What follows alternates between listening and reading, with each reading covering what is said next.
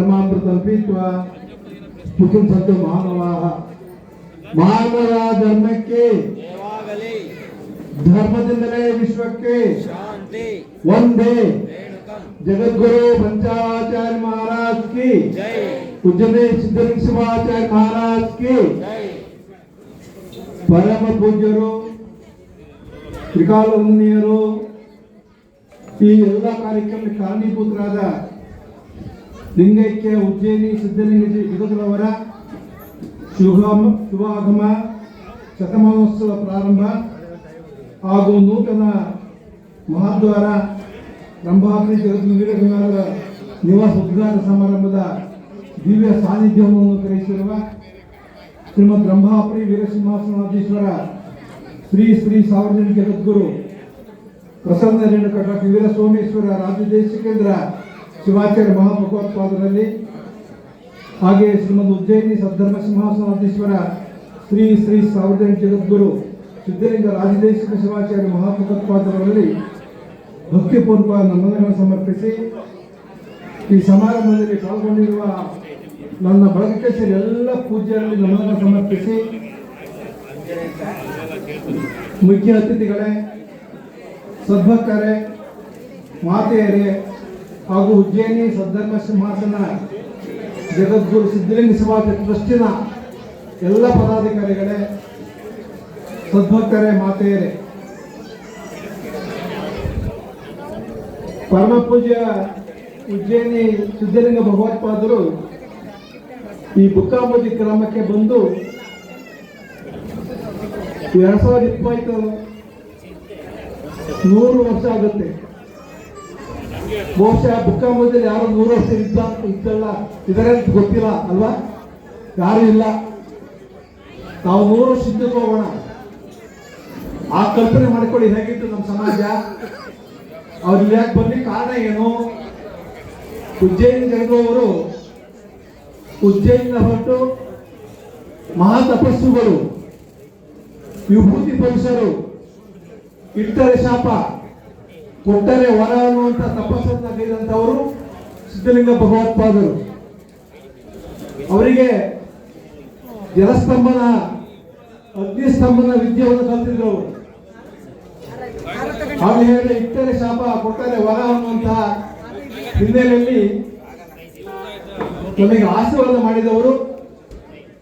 ಬುಕ್ಕಾಂಬುದಿಯಲ್ಲಿ ನಿರಂತರವಾಗಿ 3 ತಿಂಗಳು ಅನುಷ್ಠಾನ ಮಾಡಿ, ಅನುಷ್ಠಾನ ಉದ್ದೇಶ ಏನಪ್ಪಾ ಅಂತ ಹೇಳಿದ್ರೆ ಬುಕ್ಕಾಂಬುದಿಯವರು ಬಂದು ಎಲ್ಲಾದ್ರೂ ಅನುಷ್ಠಾನ ಮಾಡಬಹುದಾಗಿತ್ತು. ಉಜ್ಜಯಿನ ಬಂದು ಬುಕ್ಕಾಂಬುದಿನೇ ಏಕೆ ಆಯ್ಕೆ ಮಾಡಿಕೊಂಡ್ರು ಅಂತ ಹೇಳಿದ್ರೆ, ದಟ್ಟ ಅರಣ್ಯ ಮೊದಲು. ಇದು ಅರಣ್ಯದ ಮಧ್ಯೆ ಬೆಟ್ಟದ ಮೇಲೆ ಮೂಲತಃ ಮರುಳು ಸಿದ್ದೇಶ್ವರ ಸ್ವಾಮಿ ಇರುತ್ತೆ. ಎಲ್ಲ ಗಮನಿಸ್ಬೇಕು. ಎಲ್ಲಿರುತ್ತೆ? ಉಜ್ಜಯಿನಿಯ ಮರುಳು ಸಿದ್ದೇಶ್ವರ ದೇವಸ್ಥಾನ ಮಧ್ಯೆ ಇತ್ತು. ಇಲ್ಲಿ ಕಾಲಭೈರವ ಇತ್ತು, ಮರುಳು ಸಿದ್ದೇಶ್ವರ ಇದ್ರು, ಮತ್ತು ವೀರಭದ್ರ ದೇವರು ಇತ್ತು. ಇಲ್ಲಿ ಅದು ಶಿಥಿಲವಾಗಿತ್ತು. ಇತ್ತೀಚೆಗೆ ಈ ಬೆಟ್ಟ ಬೆಳಗಾಗೆ ಆ 3 ಕ್ಷೇತ್ರಗಳನ್ನ ಪರಮ ಪೂಜ್ಯ ರಂಭಾಪುರಿಯವರ ಸಮ್ಮುಖದಲ್ಲಿ, ಉಜ್ಜಯಿನಿಯವರ ಸಮ್ಮುಖದಲ್ಲಿ ಅಭಿವೃದ್ಧಿಯನ್ನು ಕಂಡು ಆ ಮರುಳು ಸಿದ್ದೇಶ್ವರ ಇಲ್ಲಿ ಕರೆಸಿಕೊಂಡ, ಬನ್ನಿ ಇಲ್ಲಿ ಅನುಷ್ಠಾನ ಮಾಡಿ ಅಂತ ಹೇಳಿ. ಬಹುಶಃ ಕಠೋರವಾದ ಅನುಷ್ಠಾನ. ಭಕ್ತರು ಯಾರಾದ್ರೂ ದೃಷ್ಟಿಗೆ ಬಂದ್ರೆ ಬಹುಶಃ ಕಾಡು ಮೃಗಗಳು ಕಾಟ ಕೊಡ್ತಿದ್ದನ್ನು ಕೇಳಿ ಅವ್ರು ಬಿಡುವಿದ್ದಾಗ ಹಿಂಗೆ ಬಂದಿದ್ದೆ ದರ್ಶನ ಮಾಡ್ಲಿಕ್ಕೆ, ಅಲ್ಲಿ ಹುಲಿ ಮಲಗಿತ್ತು ಬಾಗಿಲಲ್ಲಿ ಹೆದರಿ ಹೋಗ್ಬಿಟ್ಟೆ ಅಂತ ಹೇಳಿದ್ರು.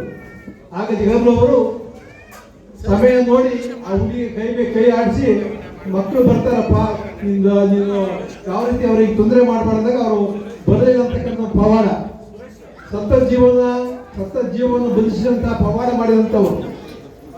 ಸೊಲ್ಲಾಪುರದಲ್ಲಿ ಮಹಾರಾಷ್ಟ್ರದ ಇವತ್ತು ಕರ್ನಾಟಕದಿಂದ ಹೆಚ್ಚಿಗೆ ಸಂಪರ್ಕ ಇರೋದು ಮಹಾರಾಷ್ಟ್ರದಲ್ಲಿ.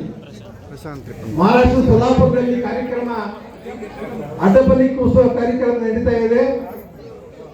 ಒಬ್ಬ ಹೆಣ್ಣು ಮಗಳು ಕಂಗಳಲ್ಲಿ ಮಗುವನ್ನು ಇಟ್ಕೊಂಡು ಜೈಕಾರ ಹಾಕ್ತಿದ್ದಾರೆ. ಜಗದ್ಗುರು ಪಂಚಾಚಾರ್ಯ ಮಹಾರಾಜ್ ಕಿ, ಜಗದ್ಗುರು ಸಿದ್ಧಲಿಂಗ ಶಿವಾಚಾರ್ಯ ಮಹಾರಾಜ್ ಕಿ ಜೈಕಾರ ಹಾಕ್ಬೇಕಾದ್ರೆ ಮಗಳು ಕಂಕಳಲ್ಲಿ ಮತ್ತೆ ಬಿಟ್ಟು ಮಗು ಕೆಳ ಬಿದ್ದೋಗ್ಬಿಟ್ಟು ಸತ್ತೋಗ್ಬಿಡ್ತು ಮಗು. ಜನ ಕೂಡ್ಕೊಂಡ್ರು. ಸನ್ನಿಧಿಯವರು ಪಲ್ಲಕ್ಕಿಯಲ್ಲಿ ಉತ್ಸವ ಬರ್ತಾ ಇದೆ. ಜನ ನೋಡಿ ಅವ್ರು ಕರೆದು ಕೇಳಿದ್ರು ಏನಪ್ಪ ಏನಾಗಿದೆ ಅಂತೇಳಿ. ಅವ್ರು ಹೇಳ್ಬಾರ್ದು ಅಂತ ಜನ ಬಹಳ ಸಂಕೋಚ ಮಾಡಿದ್ರು. ಗುರುಗಳು ಬಿಡ್ಲಿಲ್ಲ. ಅಲ್ಲಿ ಪಲ್ಲಕ್ಕಿ ಇಳಿದು ಮಗುವನ್ನು ನುರುಳಿ ತಗೊಂಡೋಗಿ ಆ ಭಸ್ಮವನ್ನು ಧಾರಣೆ ಮಾಡಿ ಮಗು ಒಳ ತನಕ ಅದ ತೆಗಿಬೇಡ್ರಿ ಅಂತೇಳಿ ಬಾಗ್ಲಾಕೊಂಡ್ರು. ಸತ್ತ ಮಗು ಬದುಕಿ ಹೊಳುವ ಶಬ್ದ ಕೇಳಿ ಬಾಗಿಲು ತೆಗೆದಾಗ ಸತ್ತ ಮಗು ಬದುಕಿತ್ತು ಅಂತಕ್ಕಂಥ ಪವಾಡವನ್ನ ಸಿದ್ಧಲಿಂಗ ಶಿವಾಚಾರ್ಯ ಮಾಡಿದ್ದಾರೆ.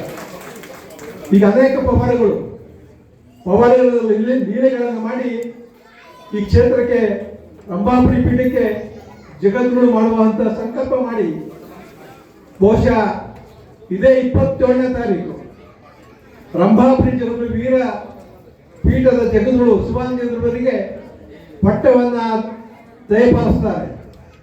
ಅದೇ ಜ್ಯೋತಿಕವಾಗಿ ನಾಳೆ 27ನೇ ತಾರೀಕು ರಂಭಾಪುರಿ ಪೀಠದಲ್ಲಿ ಶಿವಾನಂದರಿಗೆ ಪಟ್ಟಾಧಿಕಾರ ಮಾಡಿ 100 ವರ್ಷ ಆಗುತ್ತೆ. 100 ವರ್ಷ ಆ ಕಾರ್ಯಕ್ರಮದ ಪರಮಪೂಜ್ಯರು ಪಂಚಪೀಠಾದಿ ಸಮ್ಮುಖದಲ್ಲಿ 5 ಜನ ಆಗಿದೆ. ಈಗಾಗಲೇ ಪ್ರಚಾರ ಆಗಿದೆ.